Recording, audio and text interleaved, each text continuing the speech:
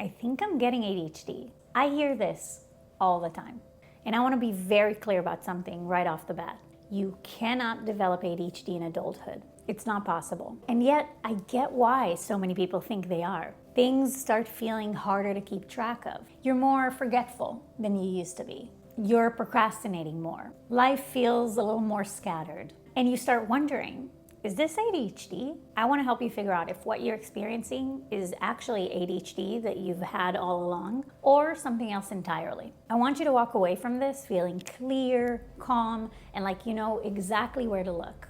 And if underneath all of this, there's this little voice asking, is this dementia? Is my brain deteriorating? I want you to know I hear that too. And we will get to this in this video. Hi, I'm Emma. I have ADHD. I've been researching ADHD and working with ADHDers for 20 years. I'm a certified ADHD coach, and I've sat across from a lot of people who are asking the exact same questions that you're asking right now. This is my wheelhouse. You're in good hands. So first, let's talk about why. Why is it that you can't develop ADHD in adulthood? It feels like you could, right?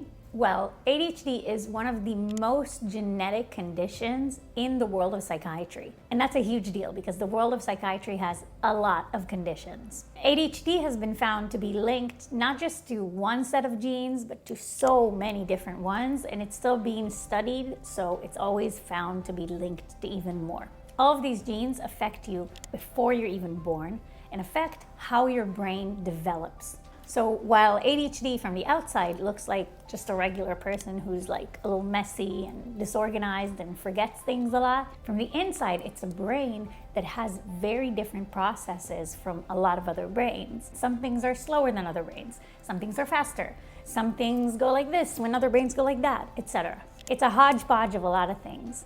All of this affects you from birth. So just like your eye color is determined by your genetics and doesn't morph and change as you grow, same goes for the genetics that build how your brain processes things. Of course, we learn things, we change, we grow, and there's the possibility of brain damage. There's a lot of things that can affect the brain, but at the end of the day, the amount of things that need to happen to create this thing that we call ADHD are kind of too many things to just happen as you age. It would mean that this process and that process and this process and that process and this and this and this and that, all of them have to change in a very specific way. And that's just not very plausible. It's kind of like if your entire face changed entirely as you aged, or your race changed entirely. Both of those are pretty impossible as of now. And I'm sorry to Rachel Dolezal, I guess. So you're probably thinking to yourself, okay, so then what is it that I'm going through? And for you to know what you're going through and whether it could have been ADHD, you need to ask yourself one thing. How long have you been feeling scattered? Don't just think in terms of weeks or months or even a year. Think far back as you could. What were you like as a kid, as a teenager, as a young adult? Has this scatterbrain thing always been part of how you move through life, or is this newer?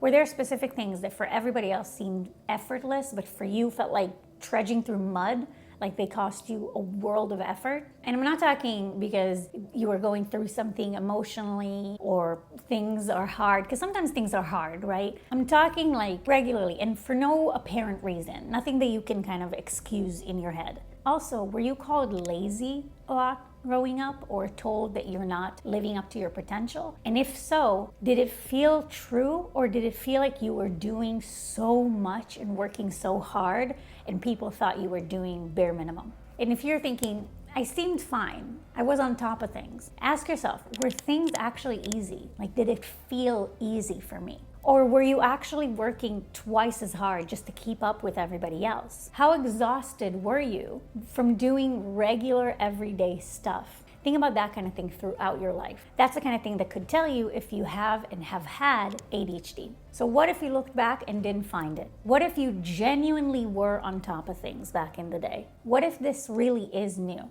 You used to feel on top of things, right? You handled your career, your kids, your household, your bills, absolutely fine. Sure, things felt hard sometimes, but nothing ever felt unmanageable. You never really felt that scattered. You never really felt that out of control. And that's what makes these moments nowadays, when you catch yourself feeling out of it, feel really, really scary. But life didn't stay the same for you, did it? The stakes didn't stay the same. Your children grew up and needed more and more complex things from you. Your work life changed and morphed and now feels less like something you're striving for, so it feels less glowy. Your marriage feels less like a hill to climb together and more like a long hike. And you have new things piling up all the time. Your kids no longer need a hug from you or a bedtime story. Now they need you to drive them to their friends' houses over and over again in standstill traffic every day. They need you to pay for their school and their activities and their lives. And in return, they'll give you maybe a light conversation. Your parents are aging, and with that comes a whole world of things you never had to think about before. Their health, their finances, their futures. People in your life are getting sick. Some are dying. And money suddenly carries a weight it never used to, because suddenly now it's not just about you or your little family. Now it's about everyone you love. And work. You've spent years building something, and now you're in the home stretch of it, which sounds like it should feel triumphant, and sometimes it does. But it also means the stakes are higher than they've ever been, because this is it. This is what all of that was for. And that makes you think of your own mortality, legacy, what you want to leave behind, what you want to be remembered for, what you want to think back on when you're on your deathbed and be proud of. That is all so very much. This is not the same plate you used to carry. It's not just full, it's heavy. And you're not noticing how heavy it is compared to what it used to be, because the weight has been added incrementally, like 1 grain of sand per day. And you're out here thinking, why can't I carry this plate? This is the same plate I used to carry, and I used to be able to spin this baby over my head. Now I can barely hold it with both of my hands most days without dropping it. It always feels like I'm about to break. No wonder. It's heavy as shit. Your life is so much harder and more complex. And it's not like you're less capable than you used to be. You're more capable. You've lived and learned. You're weathered. You know better now. You're on top of things. You can admit to that. But that's also what makes those moments when you feel out of it feel so echoey. You notice them more because you know yourself better than that. You know you got this, but you're also asking a lot of yourself. You're asking of yourself to hold all of those things, to remember all of those things, to think about everything and make sure no one and nothing is forgotten, and you're expecting yourself to always be at your best. I think it's less likely that you're declining, or that you're losing it, or that you're getting ADHD. I think it's more likely that you're not at your worst. You're at your most. The most responsibility you've ever had, the most people depending on you, the most weight on that plate, and you're still standing. You're still holding it. I don't think that's a sign that something is wrong with you. I think it's a sign of just how much you're capable of. And can we take a moment to appreciate the fact that you're here asking this question? Checking in on yourself, making sure that you're okay. You care enough about yourself to notice, to wonder, to want to understand what's going on. You're out here trying to self-heal yourself like a superhero on top of everything else that you're already doing. Cut yourself some slack. This isn't age showing, slowing you down. This is you going at the speed of light. You're still perceptible enough that even at that speed, you can notice when things are falling off the track. That's crazy. Now, I don't want to make you feel I'm gaslighting you. Age is a thing. Cognitive decline is a thing. You have every right to question if you're at risk of this. And if that fear is still sitting underneath everything we've talked about today, I see it. It's valid, and I see you. If you're genuinely worried about cognitive decline, that conversation belongs with a doctor. Not with yourself freaking out at 2 a.m. over this, or with a friend who doesn't know better, or with Google, but a real doctor. I made an entire video specifically about this, about the risks of dementia, cognitive decline, how they connect to ADHD, and in general, and I will link it at the end of this video and down in the description below. But I want you to know, whether you have ADHD or not, whether you are actually at risk for cognitive decline or not, there are things that you can do at any point in time to protect your brain. Those are things that help everyone. I'm talking movement, sleep, cognitive engagement, managing stress, and human connection. Those aren't ADHD tips, they're human things.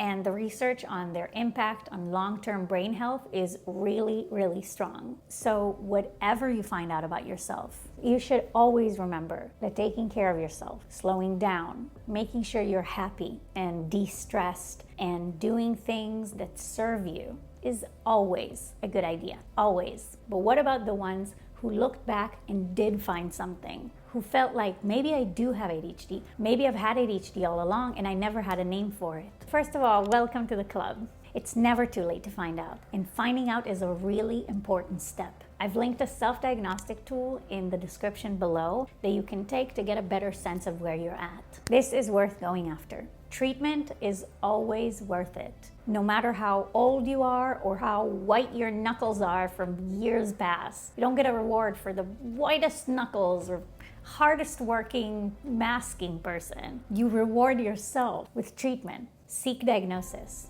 Get an ADHD coach. Maybe meds if that's right for you. Maybe therapy. Treat yourself. For the ones who looked back and thought, no, this is new. This is just my life right now. You also deserve support. You don't need a diagnosis to get help. Life coaches exist for exactly this.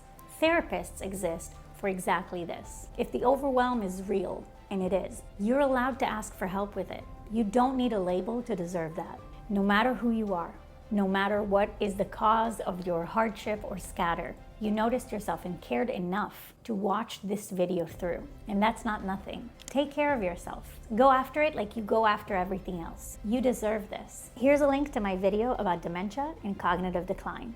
Subscribe if you want more truths. Like this video if it did something for you. I'll see you next time. Bye.